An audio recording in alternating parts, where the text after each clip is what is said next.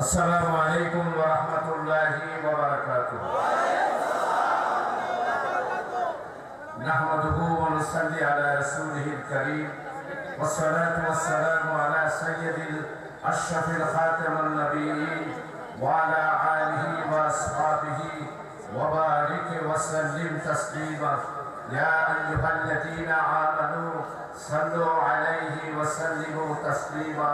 আল্লাহুম্মা সাল্লি আলা মুহাম্মাদ ওয়া আলা আলি মুহাম্মাদ কামা সাল্লাইতা আলা ইব্রাহিম ওয়া আলা আলি ইব্রাহিম ইন্নাকা হামিদুম মাজিদ। আল্লাহুম্মা সাল্লি আলা মুহাম্মাদ ওয়া আলা আলি মুহাম্মাদ কামা বারাকতা আলা ইব্রাহিম ওয়া আলা আলি ইব্রাহিম ইন্নাকা হামিদুম মাজিদ। আল্লাহুম্মা সাল্লি ওয়া সাল্লিম আলা নাবিয়িনা মুহাম্মাদ। اللهم صل على محمد النبي الأمي وعلى آله وأصحابه وبارك وسلم تسليما. اللهم صل على سيدنا محمد وسيلة إليك وآله وسلم وما توفيقي إلا بالله. সম্মানিত আজকের এই শানদার আজিম উৎসব সিরাতুন নবী সাল্লাল্লাহু আলাইহি ওয়াসাল্লাম মাহফিল বাস্তবায়ন কমিটির উদ্যোগে সীতাকুণ্ড উপজেলা আজকের এই শানদার নূরানী আজিম উৎসব এই যে সিরাতুন নবী সাল্লাল্লাহু আলাইহি ওয়াসাল্লাম মাহফিলে সম্মানিত সাদরি জলসা, সম্মানিত আজকের মাহফিলের রৌনক সারা বাংলাদেশের নয়, আমাদের এই উপমহাদেশের তৌহিদি জনতা হৃদয়ে মণিকোটায় যার স্থান, আওলাদে রাসূল আন্দরকিল্লা শাহী জামে মসজিদের সম্মানিত খতিব, বাংলাদেশ ইসলামিক ফাউন্ডেশনের সরকার কর্তৃক গঠিত গভর্নর্স বডির সম্মানিত অন্যতম সদস্য, আজকের এই মাহফিলের প্রধান অতিথি, প্রধান ভাইস, প্রধান রৌনক, মাহফিলের সৌন্দর্য সৈয়দ আনোয়ার হোসেন তাহির জাদারি আল মাদানী মাদ্দাজিলুল আলী হাফিজুল্লাহ, সম্মানিত মঞ্চে উপস্থিত অনেক উলামায়ে কেরাম ইনশাআল্লাহ উপস্থিত আছেন। যারা আলোচনা করেছেন ডক্টর হুসাইন শাহীন আজহারি সাহেব, ডক্টর মাওলানা আলী হুসাইন সাহেব, সম্মানিত আজকে আপনাদের এই মঞ্চে উপস্থিত আছেন আগামী দিনে সীতাকুণ্ডের ইসলামী রাষ্ট্রের পতাকাবাহী, ইসলামী আন্দোলনের জাঙ্গা, যিনি এইখানে আগামী দিনে জনতার পক্ষ থেকে তৌহিদি জনতা, নির্যাতিত, নিপীড়িত, অসহায় নিরন্ন মানুষের মুক্তির জন্য যিনি জাঙ্গা, আগামী সংসদ নির্বাচনে ইসলামী আন্দোলনের পতাকাবাহী, ইসলামী আন্দোলনের পতাকা নিয়ে যিনি জনগণের সামনে যাবেন, আমাদের প্রিয় ভাই জননেতা জনাব আনোয়ার সিদ্দিকী চৌধুরী সাহেব, বিশিষ্ট ইসলামী চিন্তাবিদ এবং আইইউসির ট্রাস্টি মেম্বার, সম্মানিত হযরত উলামায়ে কেরাম, বিশেষ করে সীতাকুণ্ড আলিয়া মাদ্রাসা সম্মানিত প্রিন্সিপাল সাহেব, ভাইস প্রিন্সিপাল সাহেব, বাংলাদেশ জামাত ইসলামের সীতাকুণ্ড উপজেলার সম্মানিত আমির সাহেব, অন্যান্য হযরত উলামায়ে কেরাম, বুজুর্গানে দ্বীন এবং এই এলাকার বিশিষ্ট ব্যক্তিবর্গ, সাংবাদিক বন্ধুরা, আজকের মাহফিলে আগত সর্বস্তরে দিনদার, দিনদরদি, ইমানদার, আমার প্রিয় তৌহিদি ছাত্র, যুবক এবং সর্বস্তরে জনতা, পর্দানশীল নবভোরেরা, মাইকের আওয়াজ যতটুকু যাচ্ছে আমার ব্যবসায়ী বন্ধুরা, সম্মানিত ভাই সব, আলহামদুলিল্লাহ আপনারা মন ভরে কোরআন এবং হাদিস থেকে আলোচনা শুনেছেন। বিশেষ করে আজকের এই মাহফিলে আমার মনে হয় হুজুর সীতাকুণ্ডের তেমন কোনো দাওয়াত আসেন নাই। এই উপজেলার পক্ষ থেকে আমাদের আন্দরকিল্লা শাহী জামে মসজিদের খতিব, আওলাদে রাসূল, আমার মনে হয় বেশ কয়েকটা মাহফিলের মধ্যে আজকেই বোধহয় 36 জুলাইয়ের পর এই প্রথম হুজুর এইখানে আল্লাহর মেহেরবানি তশরিফ এনেছেন। আমি উনার সাথে আসার কথা ছিল। আমি উনার সাথে আমি কিছু কথা বলবো, এরপরে হুজুর বক্তব্য রাখবেন, এরপরে মুনাজাত হবে। এইভাবে করে আমরা একটা ডিজাইন করেছিলাম, কিন্তু আল্লাহ তাআলার হুকুম, ওয়ামান তাশাউনা ইল্লা আন ইয়াশাউ রাব্বুল আলামিন। আল্লাহ যা চান সেটাই হয়, আমরা বান্দারা যা চাই তা হবে না। আল্লাহ যেটা চান সেটাই হয়। তো আল্লাহর হুকুম মন ভরে আপনারা কোরআন হাদিসে এবং আওলাদে রাসূলের সান্নিধ্যে সহবতে সহবতে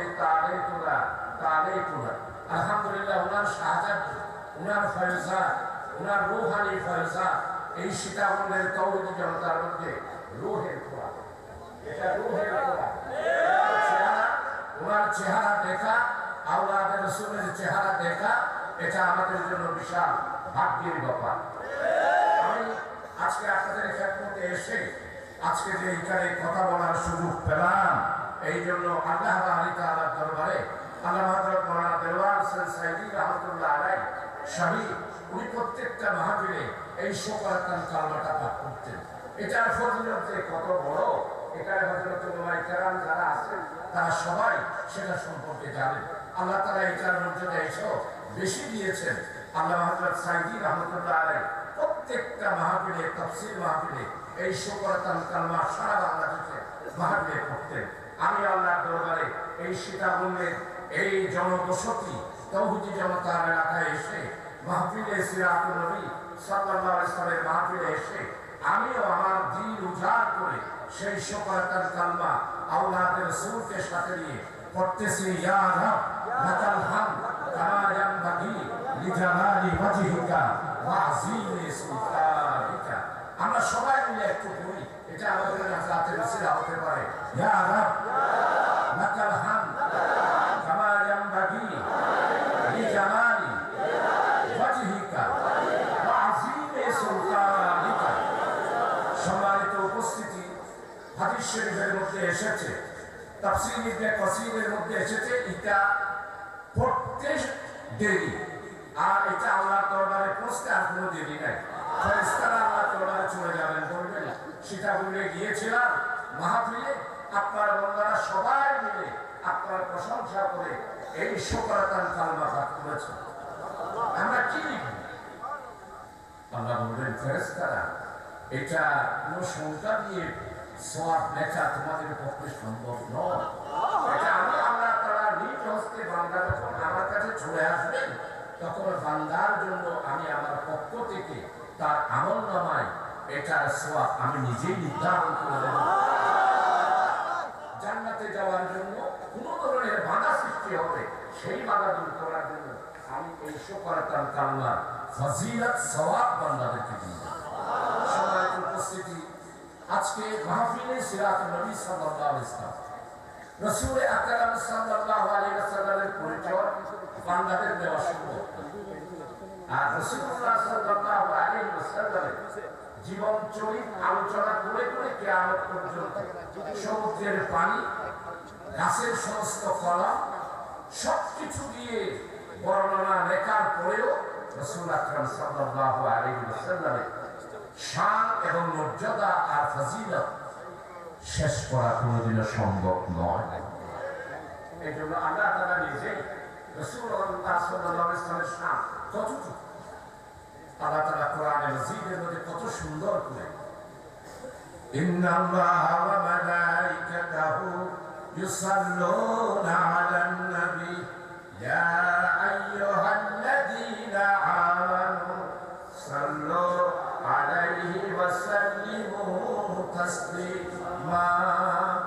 আল্লাহ তাআলা নিজেই বলতেছেন আমি রাসূল আকরাম সাল্লাল্লাহু আলাইহি ওয়াসাল্লামকে তার উপরে দৌলত সমস্ত মালায়েকারা পড়ে, আমি আল্লাহ বারি তাআলা নিজেও রাসূলুল্লাহ সাল্লাল্লাহু আলাইহি ওয়াসাল্লামের উপর দৌলত ওয়া রাফা'না লাকা যিকরা। রাসূলুল্লাহ সাল্লাল্লাহু আলাইহি ওয়াসাল্লামের শান এবং মর্যাদা আমাদের মতো আমাদের এই জবান দিয়ে বর্ণনা শুধুমাত্র করতে পারবো, শেষ করা সম্ভব নয়।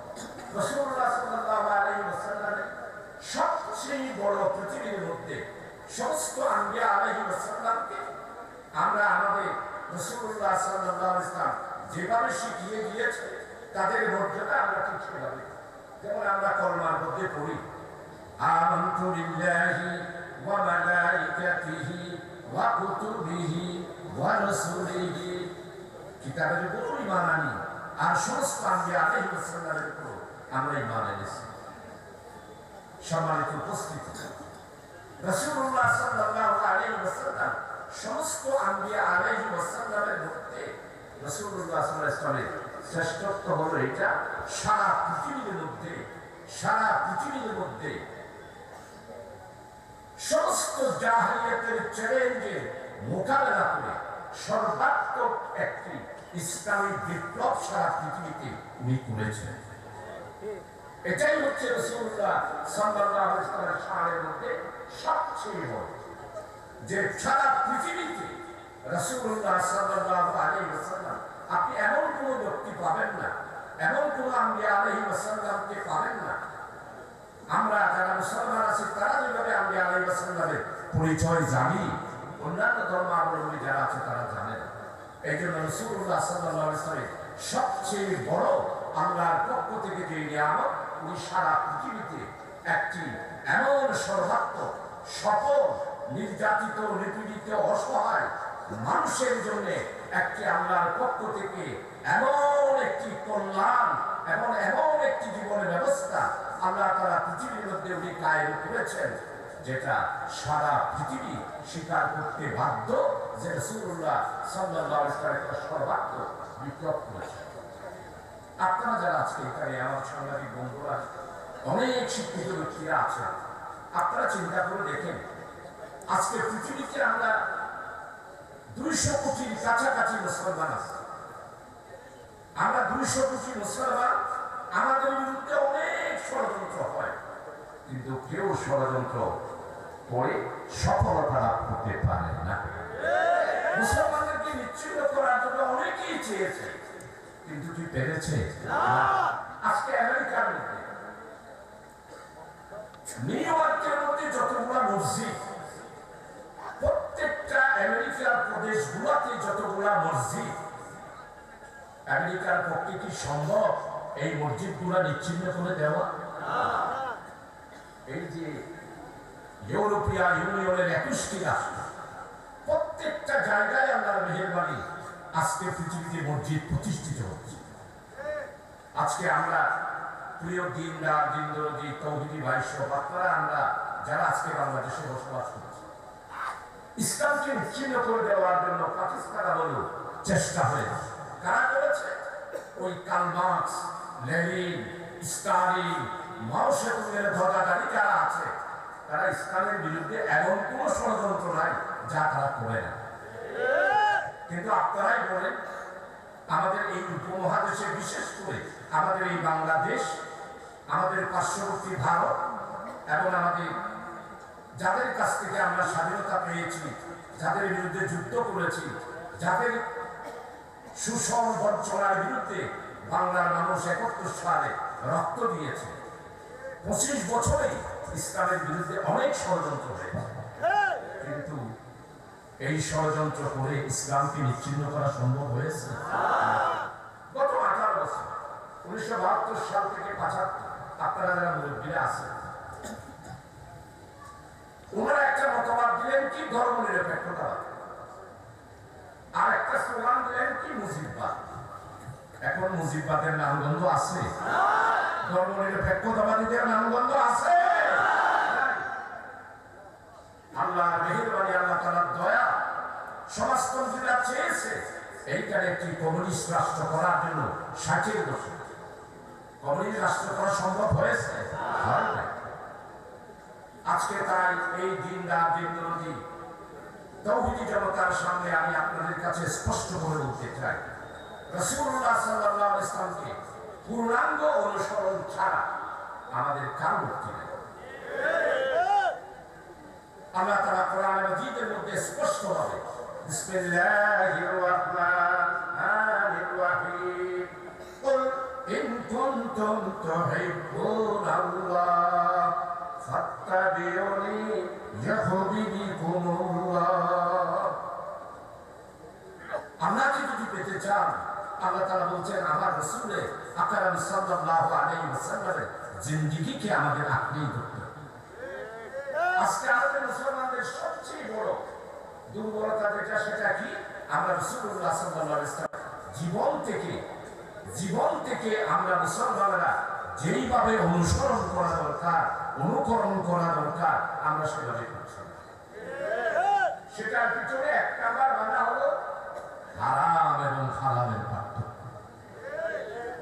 ওরে সুবহানাল্লাহ, মুসলমানরা এখন হারাম হালাল এটা ভুলেই গিয়েছে। যদি ভুলে না যাইতো তাহলে 18 বছরে হাজার হাজার লক্ষ কোটি টাকা এইভাবে দুর্নীতি করা সম্ভব হতো? যিনি দেশকে পরিচালনা করেছেন তিনি কত টাকা লুট করেছেন হিসাব করতে পারবেন? উনি আর ওনার গুণ। ভাই আমি কোনো রাজনীতি করতেছি না, একজ্যাক্ট কথাটা বলতেছি। রাজনীতিটা যা করতেছে তাই বলতেছি। প্রধানমন্ত্রী এবং ওনার গুণ $268 বিলিয়ন বিদেশে পাচার করে দিয়েছে। মিলিয়ন না, বিলিয়ন ডলার। শুধু যদি তার প্রধানমন্ত্রী যা পাচার করেছে এই টাকাগুলো যদি আমরা বাংলাদেশে ফেরত আনতে পারি, মোদী সাহেব আপনি মনে করেছেন এই টাকা আপনি পাবেন না। বাংলাদেশের মানুষ বেঁচে থাকতে, এই দেশের আলেম ওলামা বছরকালের দিন করে বেঁচে থাকতে এই টাকা ইন্ডিয়াতে আপনারা বুক করতে পারবেন না, আমাদের দেশেই ফেরত পাঠাতে হবে।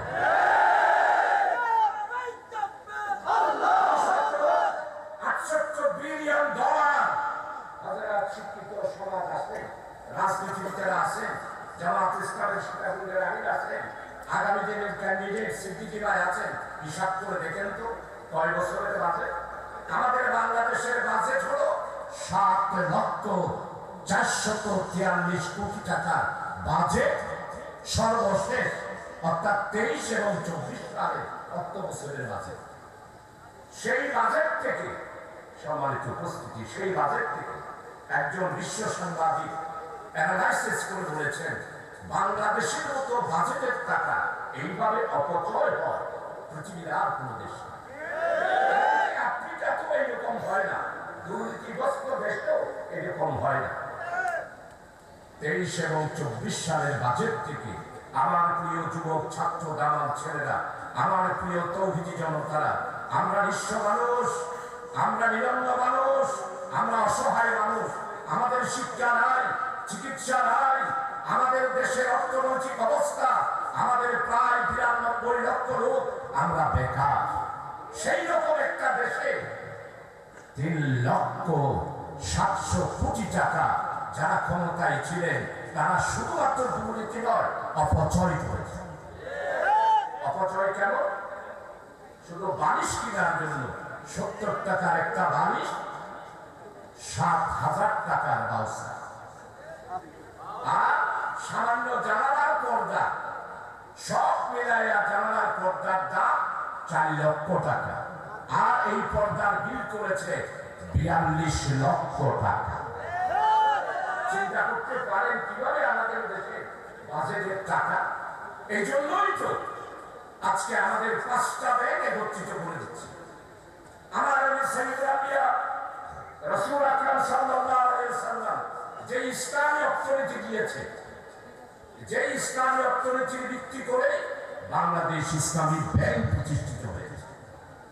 যাকাত ভিত্তিক ইসলামিক ইকোনমি যেটা রাসূলুল্লাহ সাল্লাল্লাহু আলাইহি ওয়াসাল্লাম মদিনায় মুনাওয়ারাতে প্রবর্তন করেছিলেন, আমরা মুসলমানরা সেই অর্থনীতি সম্পর্কে যারাই শাসক ছিল তারা সেই অর্থনীতি প্রবর্তন করে নেয়।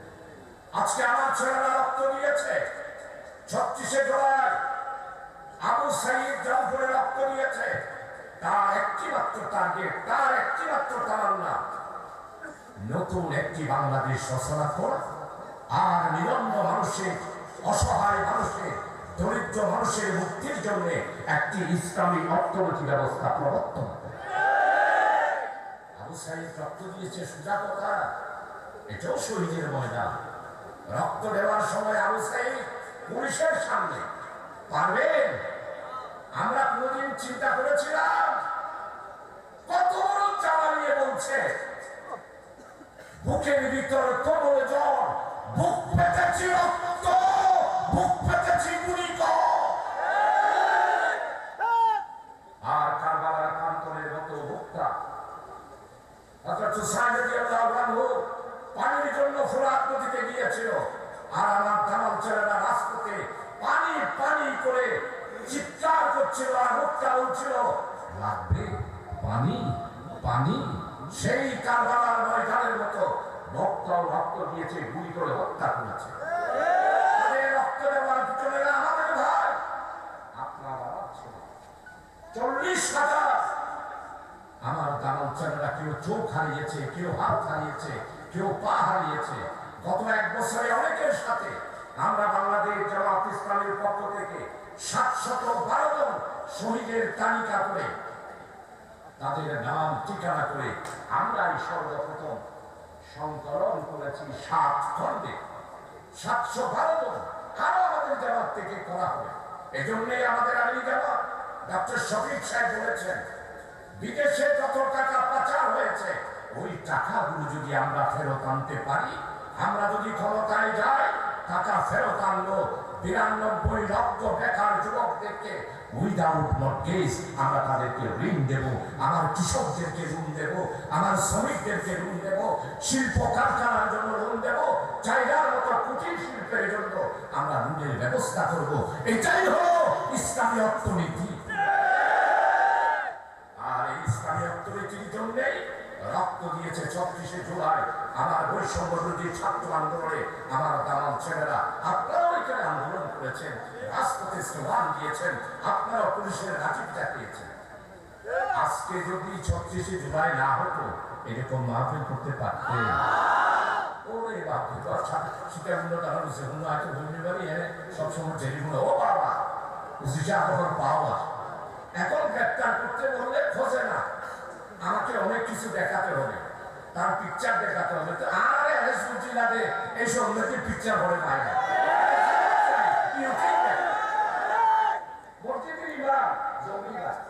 একটু বক্তৃতায় আমাদের সম্মানিত আজকের প্রধান অতিথি, প্রধান বক্তা মাহফিল দৌলত পতন হওয়ার আগের শুক্রবারে জুমাবারে উনি যখন জুমা মসজিদে উঠতেছিলেন, ফুতুয়া নিতে না, আমি নাম বলবো না, তারা তো এমন ফিটাইছে বাঁচতাইছে।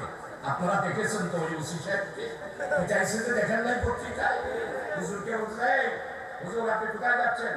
আমি তো খোদবা দিতে যাচ্ছি। কি খোদবা দিবেন আমারও জানা, তুমি তো আওয়াজে রসুল এমন গর্জন দিয়ে বলেছিল, বেটা তুই কেনা আমার খোদবার কথা জিজ্ঞাসা করা আল্লাহর মেহেরবানি। উনি প্রত্যেক জুমাতে বলতেন লানাতুল্লাহি আলা যালিমিন, এমন ভাবে বলতেন যারা জুমার নামাজ পড়েছেন জানে পুরা চট্টগ্রাম শহর কাঁপতো।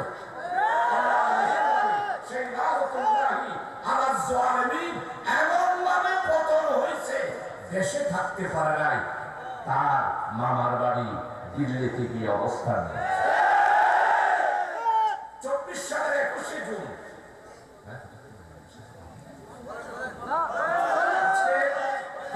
আমার এলাকাবাসী 21শে জুন 24 সালে পার্লামেন্টে উঠে বক্তৃতা দিলেন। প্রধানমন্ত্রী বক্তৃতা দেওয়ার সময় শাড়ি খুশি এর ভিতরে রয়েছে বাপরে বাপ এমবিল্লা ঝগড়াচ্ছে নিয়ে পোয়া বাংলাদেশ উঠি বললো কি আমি পালাবো না, আমি শেখে রয়েছি, আমি পালাতে জানি না। আজকে যে আপনি পালাইছেন তাই আপনি শেখে রয়েছি না,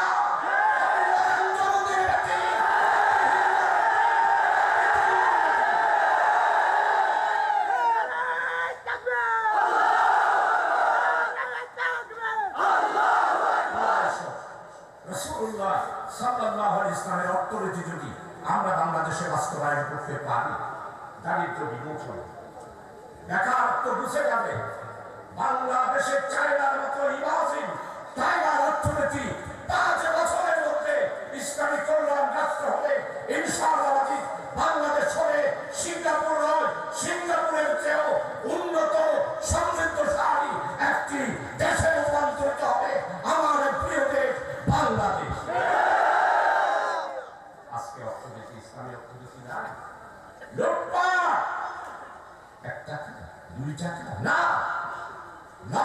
কোটি টাকা বিদেশে পাচার করে দিয়েছে। আমরা কেউ পালাইছি বাংলাদেশ থেকে? কোন দলে, বিএনপি বলে, জামাত বলে, আমরা কেউ পালাই নাই। সবাই ছিলাম 18 বছরের নির্যাতন, নিপীড়ন, অত্যাচার, মামলা, হামলা। এই আমার স্মৃতি। আমার সাথে জেলের মধ্যে দেখলাম যে উনি গ্রেপ্তার। কি ভাই আপনারে কোথায়? আমি জানাজায় গেছিলাম। আস্তে করে সেখান থেকে পুলিশেরা ঘেরাও করে আমাকে চায়ের দোকান থেকে উঠাইয়া গাড়িতে তুলে আমাকে নিয়ে আসছে।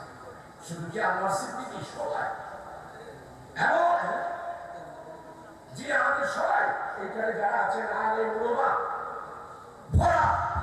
আল্লাহ আল্লাহ জেলখানার মধ্যে আমাদের হযরত ওলামায়ে কেরাম, বিশেষ করে কওমি আলেম যারা ছিলেন, হাটাজারি, পটিয়া, বড় বড় আলেমরা ছিলেন।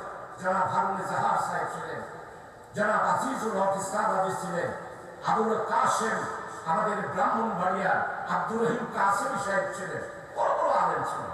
আল্লাহ আল্লাহ ওনাদের জিকির, ওনাদের মুনাজাত, ওনারা যে রিয়াজত করেছেন, আল্লাহ আল্লাহ আমাদের চোখের পানি বদৌলতে আজকে যিনি পালাবেন না বলেছিলেন, তাদের কাছে জিজ্ঞাসা করতে চাই, আমরা 18 বছর যুদ্ধ ধরলাম, আপনাদের পিঠা খাইলাম, জেলখানায় গেলাম, অত্যাচারিত হলাম, আমাদের নেতৃবৃন্দরা ফাঁসির কাছতে গেল, বিদেশে যাওয়ার অপার টাকার পরেও আল্লামা সাইদি হযরত বলেছিলেন, আমার জন্মভূমি বাংলাদেশ, দ্বিতীয় কোনো ঠিকানা নাই। আল্লাহ আমাকে এইখানেই পাঠাইছেন, আমি এইখানেই মৃত্যুবরণ করব, বিদেশে আমি যাব না। ফাঁসির কাছতে গেলে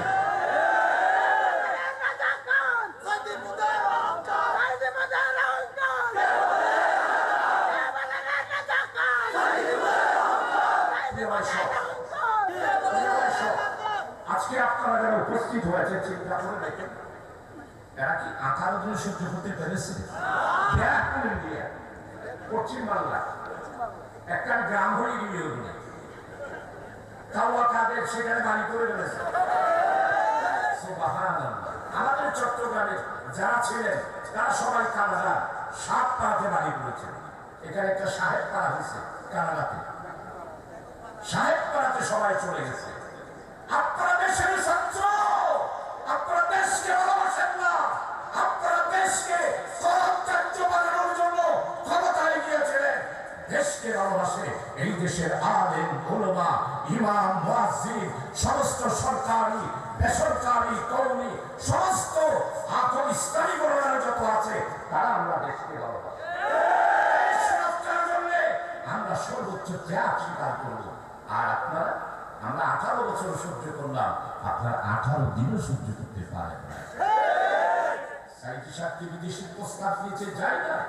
সালাউদ্দিন কাদের চৌধুরী, চট্টগ্রাম অহংকার, ওনাকেও তুরস্ক অফার দিয়েছিল, না আমি ফাঁসির কাছতে যাব।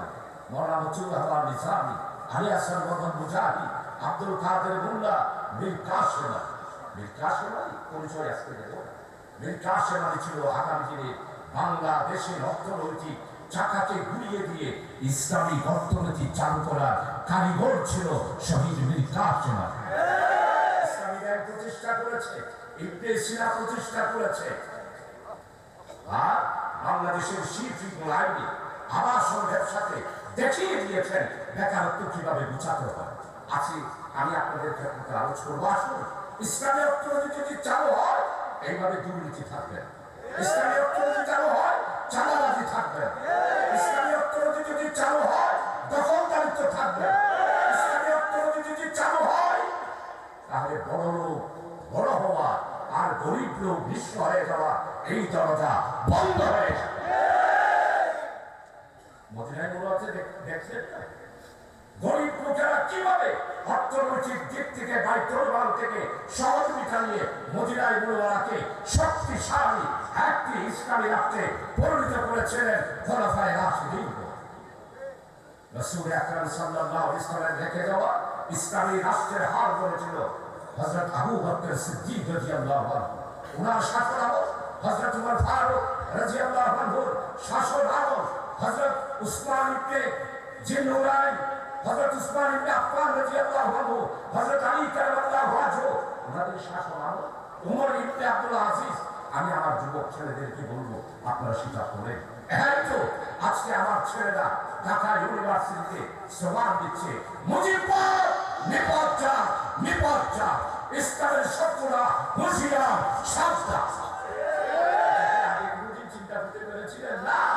সেখানে ইসলামের নাম নিলেই যেমন আমার ইঞ্জিনিয়ারিং করেছে আপনারকে শুধুমাত্র হিন্দুস্তানের বিরুদ্ধে একটা স্টেটাস দিয়েছিল, সেই জন্য সারা রাত শেখ হাসিনার সন্তানেরা, ভারতের দালালেরা, হিন্দুস্তানের দালাল সংগঠনের ছাত্ররা সারা রাত পিটিয়ে পিটিয়ে পিটিয়ে হত্যা করে তাকে বাগানের মধ্যে ফেলে দিয়েছিল আমাদের ইঞ্জিনিয়ারিং ইউনিভার্সিটির ছাত্র আপনার। তাই প্রিয় ভাইস, আজকে আপনাদের ক্ষেত্রে আলোচনা করবো আমার রাসূলুল্লাহ সাল্লাল্লাহু আলাইহি ওয়াসাল্লাম শুধুমাত্র ইসলামী রাষ্ট্রের জন্য ৮৬টা যুদ্ধ ইসলাম বিরোধী শক্তির সাথে, ইহুদিদের সাথে, কোরআন আজকে মুশরিকদের সাথে ৮৬টা যুদ্ধে অবতীর্ণ হয়েছে। আমার নবী খন্দকের যুদ্ধে, এই যুদ্ধে সেই খন্দকের খনন করতে গিয়ে পেটের জ্বালায়, কিডার জ্বালায় পেটের মধ্যে পাথর বেঁধেছে। আমার নবী হুদের যুদ্ধে দমদার মুবারক শহীদ করেছিলেন। ইসলামকে প্রতিষ্ঠার জন্য তাইফের ময়দানে রক্তাক্ত হয়েছিল। ওনাকে যারা লেলিয়ে দিয়ে আমার রাসূল সাল্লাল্লাহু আলাইহি ইসলামকে সেইখান থেকে বিতাড়িত করার জন্য ছেলেরা আক্রমণ করেছে, আমার নবী রক্তাক্ত হয়েছে। আজকে আমার নবী সেই রক্তাক্ত অবস্থায় ত্যাগ, তিতিক্ষা, কুরবানি, দমদামের শহীদ, আজ খোদার জ্বালায় পেটে পাথর সবকিছু বলে একটি কথা ছিল, সেটা হলো মানবতার মুক্তি। নির্যাতিত, নিপীড়িত, অসহায়, গরিব, নিরন্ন গরিব মানুষের শোক থেকে মানুষকে বাঁচানোর জন্য, বিচারহীনতা থেকে মানুষকে বাঁচানোর জন্য মদিনায়ে মুনাওয়ারাতে একটা ইসলামী রাষ্ট্র কায়েম করেছিলেন নবী মুহাম্মদ রাসূলুল্লাহ সাল্লাল্লাহু আলাইহি ওয়াসাল্লাম। তাই আসুন আগামীতে আমি আপনাদের ক্ষেত্রে আলোচনা করবো। আসুন, আমরা অনেক ত্যাগ করেছি, অনেক তিতিক্ষা করেছি। আপনাদের সবার ক্ষেত্রে ব্যক্তিগতভাবে একটু হারাম এবং হালাল থেকে, হারাম এবং হালালের পার্থক্য করে আপনারা চলে যান। এখানে আল্লাহ রাসূল আছে, যদি আপনার শরীরের মধ্যে হারামে এক লোকমা যদি ঢুকে, আপনার কলব এটা অন্ধকার হয়ে, এই কলব এটা এমন পাওয়ারফুল, আপনি যদি এই কলবকে স্বচ্ছ রাখতে পারেন, তাহলে এই কলব দিয়ে চক্ষু বন্ধ করে আশা আছি পর্যন্ত আপনি দেখতে পাবেন। এই জন্য বুজুর্গানে দীর্ঘ সমস্ত ওলিয়ায়ে কেরাম, ইমদাদুল্লাহ মুহাজির মক্কি রাহমাতুল্লাহ আলাইহি কিতাবের মধ্যে পেয়েছি, শাহ ওলিউল্লাহ মুহাদ্দিস দেহলভী রাহমাতুল্লাহ আলাইহি কিতাবের মধ্যে পেয়েছি, শাহ বাহাউদ্দিন বাকিরিল্লাহ নকশবন্দি রাহমাতুল্লাহ আলাইহি কিতাব পড়ে পেয়েছি। বুজুর্গানে দীর্ঘ আল্লাহর কাছে বেশি করে কানতে একটা বিষয় নিয়ে, কালবে যাকে দে মুঝে और रोने वाली आंखों दे, ताकि मैं रोता रहूं तेरी रिज़ा के वास्ते। गुनाहों मेरी सारी उम्र गुजारी, आई मेरे मौला आई मेरे बारी। ओ अल्लाह, মেহরবানি করে দয়া করে আপনার রহমত থেকে আমাকে দুইটা জিনিস দান করবে আল্লাহ। একটা হলো জিকিরওয়ালা কলব, আর কান্নাওয়ালা। আজকে আমাদের মুসলমানদের মধ্যে সেটা নাই। আমরা অহংকার, পরনিন্দা, পরচেচ্ছা, হিংসা, বিদ্বেষ, লোভ, এগুলোর মাধ্যমে আমাদের কলব আজকে জিকির দেয়। আমাদের কলবে 24 ঘন্টা আছে। আমরা যারা রাজনীতি করি তাদের কলমের মধ্যে শুধু পাওয়া, শুধু ক্ষমতা। কেমনে আমি ক্ষমতা পাবো? একমাত্র রাজনৈতিক দল, আন্দোলন, সেটা হলো বাংলাদেশ জামাত ইসলামী এবং আলেম ওলামাদের ইসলামী আন্দোলন। সবারই একটি টার্গেট, তারা মানুষদেরকে আল্লাহর দিকে নিতে চায়। আমরা ক্ষমতা চাই না, আমরা চাই মানবতার মুক্তি। এই জন্য আপনারা যারা এসেছেন তাদের কাছে অনুরোধ করবো, আপনারা সবাই আল্লাহর কাছে, এই যে আমাদের দিলের মধ্যে যারা সৌদি আরব আছে, তাদের মাতা পিতারা এইখানে টাকা সৌদি আরব থেকে আসলে কেমনে জায়গা কিনবে? 24 ঘন্টা কলবের মধ্যে জায়গা, জায়গা, জমিন, জমিন, ব্যবসা, ব্যবসা, গাড়ি, এটাই হলো আমাদের জীবন। এই জন্য আজকে আমাদের এত সংখ্যা। এই জন্য মুসলমানে দিন বল আল্লাহর কাছে বেশি চাইছে একটা জিনিস, কালবে যাকে দে মুঝে আর ভগবানী হাসো দে। ও আল্লাহ আমাকে দুটা জিনিস দাও, একটা জিকিরওয়ালা কলম দাও, পকেটের মধ্যে 24 ঘন্টা আপনারা তসবিহ রাখবেন। আমি এটার মধ্যে বেশি ফজিলত পাইছি। আল্লামা শফিক হযরত রাহমাতুল্লাহ আলাইহি আর ওনাদের সহবতে গিয়ে ওনাদের সরাসরি আর ওনাদের আব্বা জানেরা যে সমস্ত অতিথাগুলো দিয়েছেন সবাই চেষ্টা করবেন পকেটের মধ্যে তসবিহ রাখার জন্য। যখনই অবসর তার জিকির করবেন, জিকিরে আপনার কলবকে পরিষ্কার করবেন। আর হিংসা, বিদ্বেষ, লোভ, পরশ্রীকাতরতা, এরপরে পরচর্চা, এইগুলির থেকে নিজেদেরকে হেফাজত করার জন্য চেষ্টা করবেন। রাসূলুল্লাহ সাল্লাল্লাহু আলাইহি ওয়াসাল্লাম স্পষ্ট হাদিস, যার দিলের মধ্যে কলা পরিমাণ, দানা পরিমাণ, সরা পরিমাণ, সরিষা পরিমাণ যদি আপনার মধ্যে হিংসা থাকে, হিংসা যদি থাকে আপনার ইবাদত কবুল হবে। এই জন্য হিংসা বাদ দেন। এই যে যারা 18 বছর আমাদেরকে হিংসা করেছে, হ্যাঁ, জামাত জাকাত, স্বাধীনতা বিরোধী, এখন এইগুলো আর বলে জনগণকে বিশ্বাস করাইতে পারবে? জনগণকে এইগুলি বলে আর কোন রাজনীতি করা সম্ভব হবে? সম্ভব হবে না। এই জন্য ঢাকা ইউনিভার্সিটি সে স্লোগান দিয়েছে, ভাই কি স্লোগান দিয়েছে একজনের দাও কি আমি দেওয়াটা ঠিক হবে না। আমি কে, আমি কে, এরপরে রাজাকার, রাজাকার কে বলেছে, কে বলেছে? আমরা চাইলে সব কিছু পারে। আমাদেরকে যেটা গালি দিয়েছে ঢাকা ইউনিভার্সিটির ছাত্ররা সেটা জিজ্ঞেস করেছে।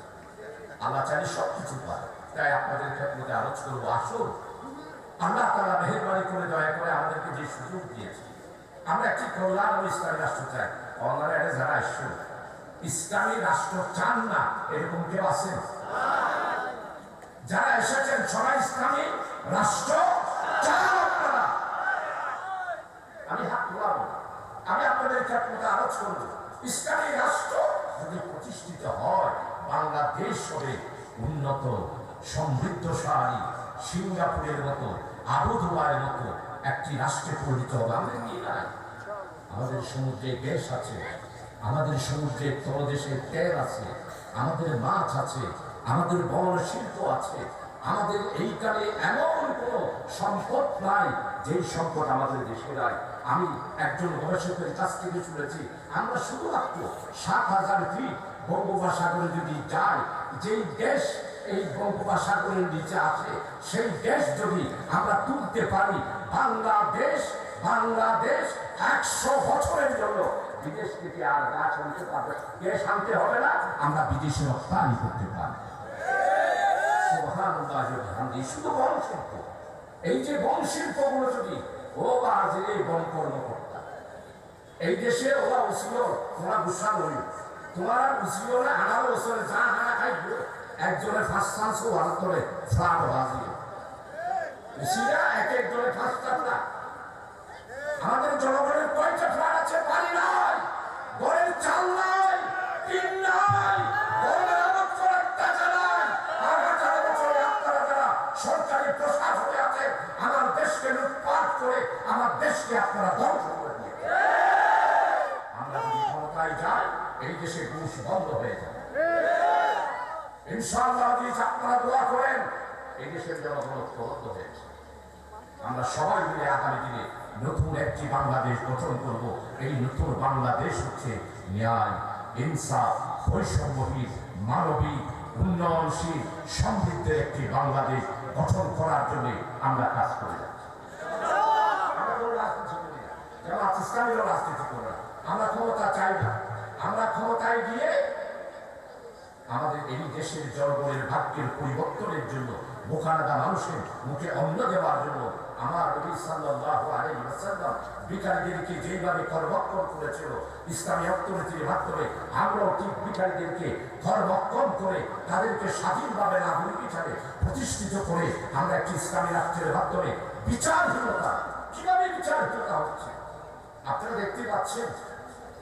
এই দেশে এত অস্ত্র থেকে আসে, সব অস্ত্রগুলো আছে আমাদের পার্শ্ববর্তী দেশ থেকেই অস্ত্রগুলো আছে। পার্শ্ববর্তী দেশ কোনটা জানেন না? তাই আপনাদের সবার ক্ষেত্রে আলোচনা করবো। আসুন হারাম এবং হালাল পার্থক্য করে চলবে। আর দুইটা চরিত্রের জন্য আল্লাহর কাছে কাঁদবে। একটা হলো জিকিরওয়ালা ফলো, আর কান্নাওয়ালা একটা। প্রিয় ভাই সব, আমাদের অবস্থা অত্যন্ত খারাপ এবং যে ষড়যন্ত্র চলতেছে বলার মতো না। এই যে ঢাকা বিমানবন্দরে আগুন, আমাদের চট্টগ্রামের ইপিজেটের মধ্যে, আমাদের গার্মেন্ট শিল্পের মধ্যে আগুন, এগুলো কারা দেয়? এগুলো কারা দেয়? যারা ইন্ডিয়াতে বসে থেকে আমাদের বিরুদ্ধে ষড়যন্ত্র করছে, তারাই এইভাবে করে বিমানবন্দরে আগুন, ইপিজেটে আগুন, বিভিন্ন জায়গায় সন্ত্রাস তারা করে বাংলাদেশকে একটি নৈরাজ্যে পরিণত করার চেষ্টা করছে। তাই এটার বিরুদ্ধে আপনাদের সবাইকে ঐক্যবদ্ধভাবে প্রতিরোধ করে তোলার জন্য চেষ্টা করতে। আপনারা সবাই দোয়া করবেন, আমরা যাতে করে বাংলাদেশে আগামী দিনে নতুন একটি যেই স্বপ্ন আমাদের শহীদ ভাইরা দেখেছে, আমাদের আহত ভাইরা আজকে যেই তামান্না, যেই কল্পনা, যেই পরিকল্পনা, তাদের মনের যে ইচ্ছা, সেগুলো বাস্তবায়নের জন্য যারা যেভাবে রক্ত দিয়েছে, হাত দিয়েছে, চোখ দিয়েছে, আহত হয়েছে, তাদের সেই স্বপ্ন পূরণের জন্য সবাইকে ঐক্যবদ্ধ হয়ে রাসূলুল্লাহ সাল্লাল্লাহু আলাইহি ওয়াসাল্লামের আজকে সিরাতুন নবী সাল্লাল্লাহু আলাইহি ওয়াসাল্লাম মাহফিলে আপনাদের সবার কাছে আহ্বান জানাবো, আসুন আর কোনো ভেদাভেদ নয়, আর কোনো রাজনীতি নয়, আর কোনো দল নয়, চলুন দেশের স্বার্থে, জাতির স্বার্থে, 18 কোটি মানুষের স্বার্থে, নির্যাতিত, নিপীড়িত, অসহায়, নিরন্ন মানুষের সাথে ঐক্যবদ্ধভাবে বাংলাদেশে নতুন বাংলাদেশ জন্ম দেওয়ার জন্য, নতুন বাংলাদেশের স্বপ্ন বাস্তবায়ন করার জন্য সবাই ঐক্যবদ্ধভাবে আগামী দিনে চ্যালেঞ্জের মোকাবেলা করার আহ্বান রেখে আপনাদের সবার কাছে দোয়া চেয়ে আমার বক্তব্য এখানে শেষ করছি। ওয়া মা তৌফিক ইল্লা বিল্লাহ। আসসালামু আলাইকুম ওয়া রাহমাতুল্লাহ ওয়া আখিরু দাওয়ানা আলহামদুলিল্লাহি রাব্বিল আলামিন। আসসালামু আলাইকুম ওয়া রাহমাতুল্লাহ।